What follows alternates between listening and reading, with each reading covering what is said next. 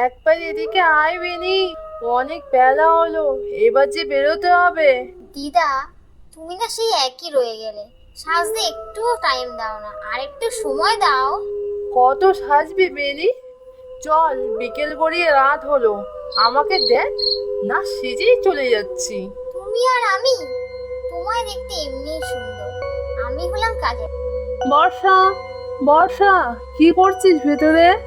তোর না টিউশন যাওয়ার আছে? মায়ের আওয়াজে নিজের মধ্যে ফিরে আসে বর্ষা। স্তম্ভিত হয়ে যায় এটা ভেবে যে সে এতক্ষণ কার সাথে কথা বলছিল, আর এই আয়নার সামনেই বা কেন সে বসে। ভাবতে ভাবতে আবার তার মা ডেকে ওঠে। বর্ষা, আমার কথা শুনতে পাচ্ছিস? বললি হাতে নাকি সময় নেই, আর ঘরে ঢুকে কি হলো তোর? প্রায় আধ ঘন্টা হলো, বেরোনোর নাম নেই তোর। কি হয় আমার? আমি তো একটু আগে মাকে বলে এলাম যে টিউশনে যাব। ঘরে ঢুকে ভুলে গেলাম কেন? মনে হলো কারোর সাথে কথা বলছিলাম। ভাবতে ভাবতে বাইরে যায় বর্ষা।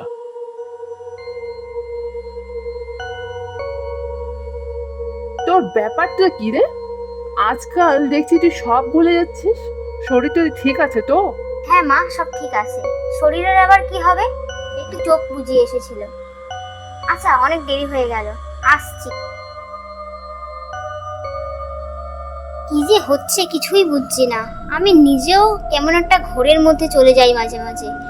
সব কথাগুলো মা বাবাকে বলতে হবে, নয়তো প্রবলেম হবে। ব্যাপারটা আমিও লক্ষ্য করেছি কয়েকদিন ধরে, কিন্তু বুঝে উঠতে পারছি না। ওকে জিজ্ঞেস করতে হবে। কিছু তো একটা হচ্ছেই। ও আমাদের কাছে কিছু লুকিয়ে যাচ্ছে। ওই ঘরে ঢোকার আগে পর্যন্ত ও স্বাভাবিক থাকে, কিন্তু ওই ঘরে ঢুকলেই কেমন যেন আমাদের থেকে সমস্ত কিছু লুকিয়ে ফেলে। হ্যাঁ, এটা ঠিকই বলেছ। আমিও কয়দিন ধরে দেখছি, কিন্তু এইটা আমার মাথায় আসেনি। আজ বাড়ি আসুক, যে করে হোক ওর থেকে জানতে হবে। এইসব ভুলভাল চিন্তা আমার মাথা খারাপ হয়ে যাচ্ছে। বাবা মাকে বললে তারাও তো চিন্তা করবে। তার থেকে ভালো আরো কিছুদিন যাক, ভালো করে বুঝে তারপর সিদ্ধান্ত নেওয়া যাবে। কিন্তু বাবা মা জানলে আমার উপর থেকে চাপ কিছুটা কমবে। আজকেই বলতে হবে। ওই ভোলা, যাচ্ছিস কোথায় ওদিকে? আরে ওই ভোলা, ডাকছিস শুনতে পাচ্ছিস না? না মানে খেয়াল করিনি। বল, তোকে তো দেখতেই পাওয়া যায় না, থাকছিস কোথায়? এবার যে তোকে দেখতে না পেয়ে আমরা ভুলেই যাবো যে ভোলা নামে কেউ আছে। না না, তোরা থাকতে আমাদের ভুলবি এমন হয় নাকি? আসলে আমারও দরকার ছিল তোর সাথে। একটা অসুবিধাতে পড়ে গেছি। অসুবিধা? কিসের অসুবিধা রে? বলে ফেল। তোর অসুবিধা আমি দূর করতে পারলে ভালোই হবে। আসলে আমার মেয়ে বর্ষা হঠাৎ হঠাৎ আমাদের সাথে কেমন একটা আনমনা ব্যবহার করছে, আবার মাঝে মাঝে ঠিকও থাকছে। বুঝতে পারছি না কি হয়েছে। তাই ভাবলাম, কবে থেকে হচ্ছে এমন? কয়েকদিন হলো এটা আমরা বুঝতে পারছি। এর আগে তো তোকে একটা কথা বলি ভোলা, সমস্যাটা তোর মেয়ে নয়। ভেবেছিলাম যদি কোনো সমস্যা না হয় তবে তোকে বলবো না, কিন্তু কিন্তু, কিসের কিন্তু? তুই কি কিছু জানিস? তবে বল, আমরা খুব চিন্তিত। আর সমস্যা আমার মেয়ের নয় তো কার? সমস্যা ওই বালি। তোকে ভাড়া দেওয়ার কিছুদিন পর আমরা জানতে পারি তোর আগে সেই বাড়িতে থাকতো হরিমতি নামে এক বয়স্ক ভদ্র মহিলা আর তার নাতনি বিনিমালা। ভালোই চলছিল তাদের, কিন্তু হঠাৎ করেই বিনিমালা আত্মহত্যা করে। ঘরের মধ্যে ঝুলন্ত অবস্থায় তাকে পাওয়া যায়।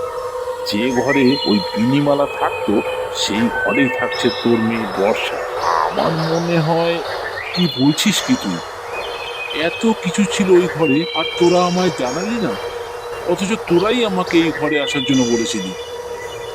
আসলে আমরা পুরোটা জানতাম না, জানলে কি আর। থাম তুই, আমাকে এরকম একটা বিপদের মধ্যে ফেলে দিয়ে তোরা বেশ মজাতে আছিস। চিন্তা করিস না ভোলা, আজ তোর মেয়ে বাড়ি এলে আর একবার নজরে নজরে রাখ। আবার যদি কিছু একটা বেসামাল দেখিস আমায় জানাস, আবার নতুন ঘর খুঁজে দেবো।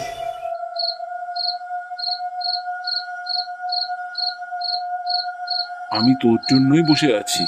অনেক রাত হলো, আজকাল বাড়ি ফিরতে অনেক রাত করছিস যে। না তেমন কিছু নয়, আমার তোমার সাথে কিছু কথা আছে। মা কোথায়? তোর মা আছে আশেপাশে কোথাও একটা। হ্যাঁ, তুই কি একটা বলবি বলছিলি? আসলে বাবা, আমি হঠাৎ করে কেমন একটা বাজে রকমের অনুভূতি পাই। হঠাৎ মনে হয় শরীরটা খুব ভারী হয়ে গেল, আবার মনে হয় কখনো খুব হালকা। কখন যে কি হয় কিছুই বুঝতে পারছি না। ওসব মানে ওসব কিছু নয় বুঝলি, মানে সব ঠিক হয়ে যাবে, চিন্তা করিস না। ঘরে যা।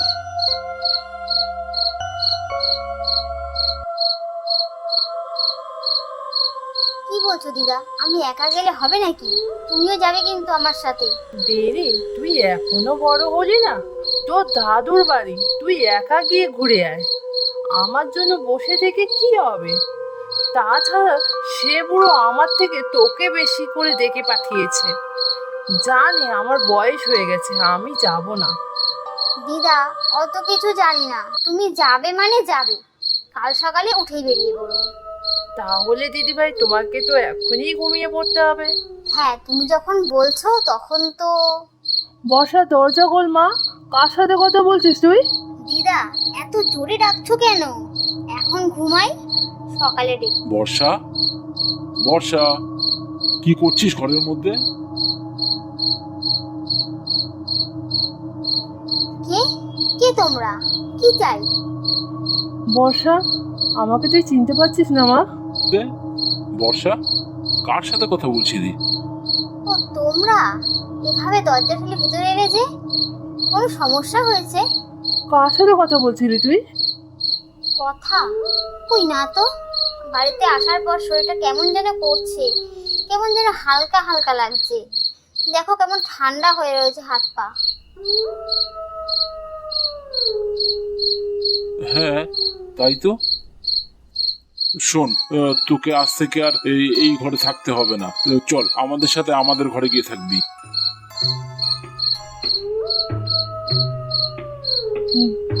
দরজা দরজা বন্ধ করলো কে? কে কে বাইরে?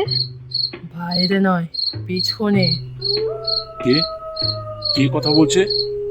দিদা, তুমি কোথায় চলে গেছিলে আমায় একা ফেলে?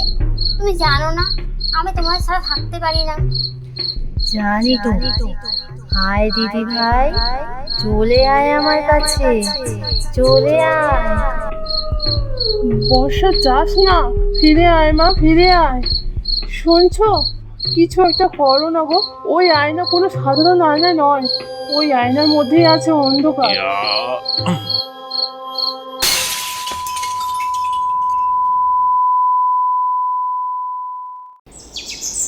ভোলা, আরে ওই ভোলা।